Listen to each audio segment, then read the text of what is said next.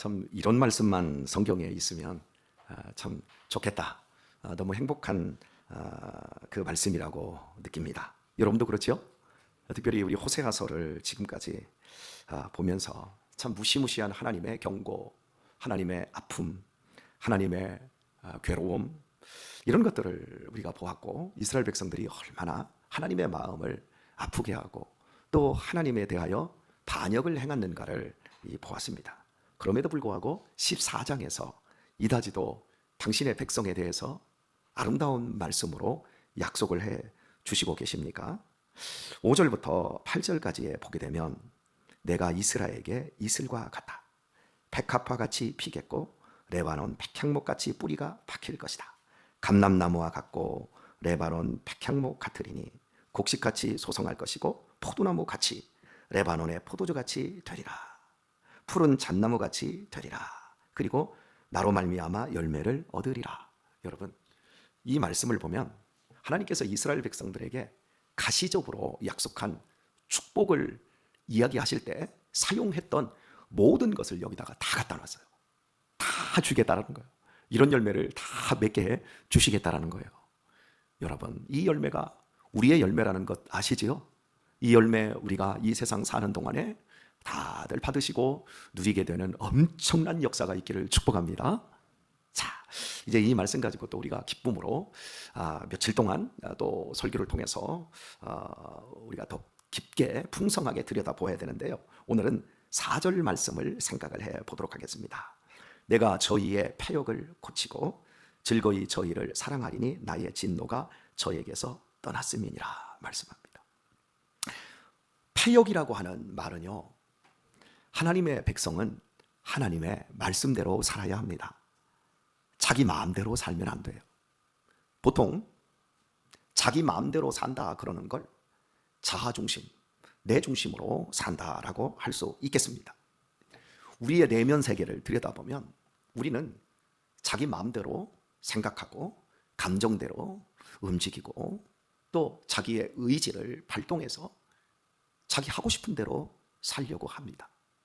저도 심리학을 공부하고 있지만 심리학은 인간의 숨겨진 또 인간의 뒤틀려진 이런 마음 상태 기질, 내가 나를 잘 모르는데 나를 알게 해주는 이런 아주 중요한 역할, 신학을 한 목사로서 심리학을 하다 보니까 얼마나 우리가 외면적이고 또 겉으로 율법적인 신앙생활을 하지 마음 중심에는 전혀 그 겉과 속이 일치하지 않는 부분이 얼마나 많이 있는지를 제가 더 알게 되어집니다. 사랑하는 성도 여러분, 여러분의 편안함이 외부에서 시작되지 않고 여러분의 내면 깊은 곳에서부터 시작되기를 바랍니다. 우리의 내면에서부터 편안하고 즐겁고 기쁨이 샘솟아서 우리의 외형을, 우리의 상황과 환경도 바뀌어 나가야 될 줄 믿습니다. 그럼에도 불구하고 이렇게 심리학이 참 좋은 부분도 있지만 심리학은 너무 우리의 자아의 자유를 극대화시키는 면이 있습니다. 자칫 하나님의 말씀을 우리가 붙잡고 신앙생활을 할 때 너무 자유로워지게 되어지면 이 부분도 조심해야 될 것이라는 생각이 들어집니다. 결코 우리의 마음은 내가 고치지 않습니다. 어제도 어떤 분하고 통화를 하는 중에 참 나는 내 단점을 안다. 나는 말을 너무 함부로 한다. 그래서 내가 참 교회에서 조심스럽다. 그래서 웬만하면 내 실수를 알기 때문에, 나를 잘 알기 때문에 나는 성도들하고 가까이를 하지 못한다. 내가 말을 하고 또 그 말에 분노를 많이 담고, 왜냐하면 상처가 많으니까 이렇게 말을 하다 보면 다른 사람이 오해를 한다는 거죠. 이 세상에서 살다 보니까 아무것도 아닌, 아무 일도 아닌데 본인이 막 화를 내고 있고, 또 화를 내고 나면 너무 자기가 괴롭다라는 거예요. 너무 속이 상하다라는 거예요. 마음은 전혀 아닌데 나도 모르게 무의식에서 화부터 내고 성질부터 부리고 말을 거칠게 하고, 그 다음에는 후회와 자괴하는 마음이 너무 크다. 그래서 나는 교회에서는 사람들을 일치한 교회에서 웬만하면 성도들하고 안 어울리고 그냥 예배 자리에만 참석한다. 이분은 괴로운 거예요. 너무 속이 상하는 거예요. 그런데 자기 자신을 못 고치는 거예요. 나 60, 70이 되었어도 안 되는 거예요. 너무 괴롭고 미치겠는 거죠. 사랑하는 성도 여러분, 사람이 자기 자신을 고치지 못합니다. 여러분이 무슨 병에 걸리면 그 병을 고치기 위해서 의사에게도 가야 되고 약사에게도 가야 되듯이 우리가 내 자신을 못 고칩니다. 육신의 병, 겉으로 드러난 병도 못 고치는데 우리의 마음에 숨은 이 병을, 나도 내가 잘 모르는 이런 병을 어떻게 고칠 수 있겠습니까? 누가 고칩니까? 우리를 만드신 하나님이 고치실 수 있습니다. 그분은 완전하게 우리를 고치십니다. 그분은 지혜자이십니다. 못 고칠 우리의 내면 세계가 없습니다. 분명히 고치십니다. 하나님은 읽은 본문에서 저희의 패역을 고치고 당신의 백성들이 자기 마음대로 하나님을 버리고 하나님의 말씀을 등한히 하고 온갖 쾌락과 욕망을 쫓아서 결국 우상을 섬기게 되는 그 자리까지 나간 이 백성, 아수르에 의해서 나라는 멸망할 것이지만 그 백성을 내가 반드시 고칠 것이다 라고 말씀을 합니다. 그렇습니다. 하나님은 고치실 수 있는 분이십니다. 우리 사랑하는 성도님들, 내면 세계 속에서 내 자신의 부족함과 연약함이 지금 고쳐지고 있다는 걸 믿으시기를 바랍니다. 자, 여러분, A라는 사람과 B라는 사람이 있습니다. A라는 사람은 크리스찬이고 B라는 사람은 불신자입니다. 그런데 A라는 사람은 어린 시절에 너무 척박한 환경에서 컸습니다. 아버지, 엄마가 말만 하면 욕하고 싸우는, 하루가 멀다 하고 아버지가 술을 먹고 집에 와서 행패를 부리는, 그래서 엄마도 악다구니하는 이런 가정에서 컸습니다. 그런데 이 A라는 사람은 이제 막 예수님을 믿기 시작했습니다. 그런데 B라는 사람은 아버지, 어머니가 예수님을 전혀 믿지 않는데 너무 인격이 좋습니다. 지식 수준도 높고 인격도 훌륭하고 좋은 교육을 받았습니다. 그래서 이 B라는 사람은 예수님을 믿지 않는데도 불구하고 온유하고 지혜롭고 아주 선하고 도덕적입니다. 이 A라는 사람과 예수님을 믿지만 아주 거친 A라는 사람과 예수님을 전혀 안 믿는 이 B라는 사람을 딱 갖다 놓고 처음에 보면 누가 예수님을 믿는 것 같아요? 누가 훌륭해요? 누가 잘났어요? B가 훨씬 잘났습니다. 훨씬 경건해 보이고 훨씬 더 거룩해 보이는 거 맞습니다.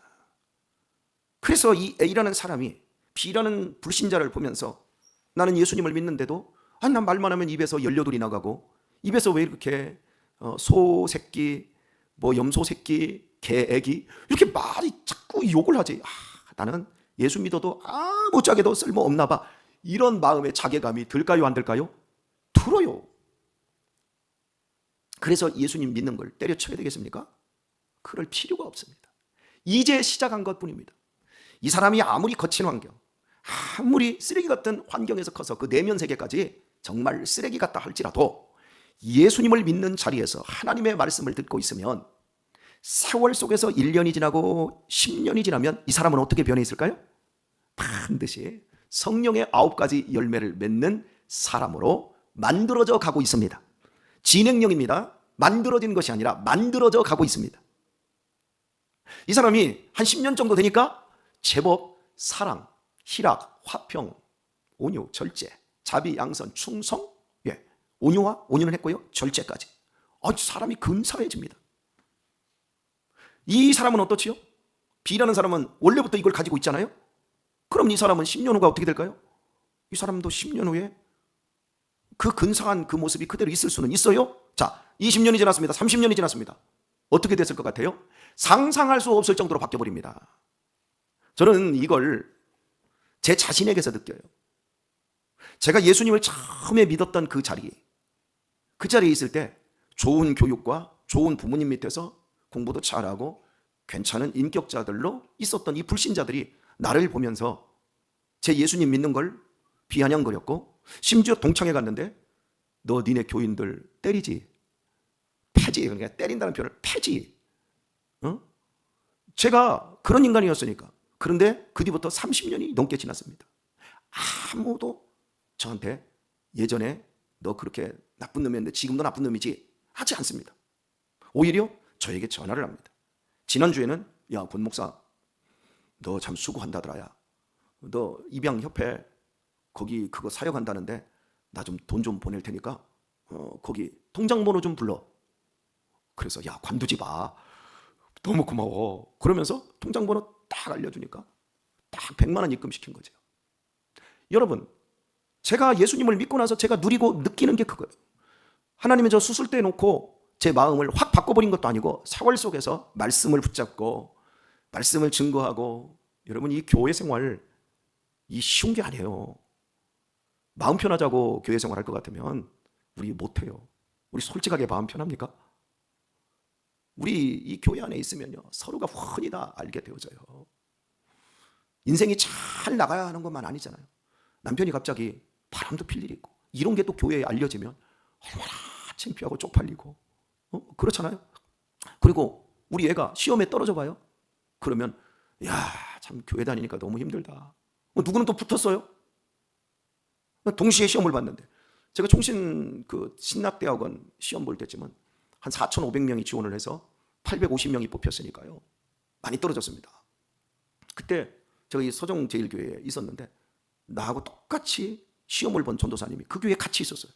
근데 저는 붙고 그분은 떨어졌어요. 그러니까 성도들이 전도사님 축하합니다, 축하합니다 막 해야 되는데 그러지를 않아. 그럼 살짝 와가지고 전도사님 축하해요. 그 떨어진 분 생각을 해가지고 전도사님 축하해요 그러면서 아닌 것처럼. 그때 제가 느꼈던 게 그분은 위로를 엄청 받는데 저는 축하를 덜 받더라고요. 아, 그래서 이게 한 교회에 있으면 안 되겠구나 이런 생각을 하게 돼서. 그러니까 여러분 교회 생활하면서 마음 편하자고 우리가 신앙생활 하는 게 아니라는 것을 우리가 알아야 돼요. 근데 이런 모든 과정들, 불편한 과정들, 힘든 과정들을 거치잖아요. 그러면 나중에 보면 내 자신이 고쳐져 있어요. 우리의 내면 세계가 치유가 되어져 있고 내가 마음이 변하니까 내 행동도 변하고 내 그 생각도 바뀌고 내 습관도 바뀌고 다 바뀌어가는 것을 느끼게 되어집니다. 우리 전종호 집사님 역시도 많이 바뀌었지요. 우리 지금 보세요. 전종호 집사님 눈이 청명해요. 조용하고 참 이렇게 막 겸손하고. 근데 예전에 다 들었어요. 아이고 술을 엄청 먹었고 이 얘기 다 들었거든요. 지난번에 우리 박미호 권사님이 장례식장 우리 저기 함께 태안을 다녀오면서 다 얘기해 주시더라고요. 이게 안 믿겨져요. 지금 보면 매일 술 먹고 그렇게 세상이 좋고 그랬던 분 같지 않잖아요. 지금 봐서요. 막 얼마나 얼굴 모습이 꼭 부처님 닮았어요. 정말 아름답고 존귀하게 우리 자신들이 이렇게 바뀌지 않습니까? 하나님께서 고치십니다. 자, 그런데요, 다시 A라는 사람과 B라는 사람 지금 얘기하고 있어요. A라는 사람이 10년 정도 되니까 이 사람이 많이 고쳐졌어. 그러면 두 번 다시는 안 넘어지나요?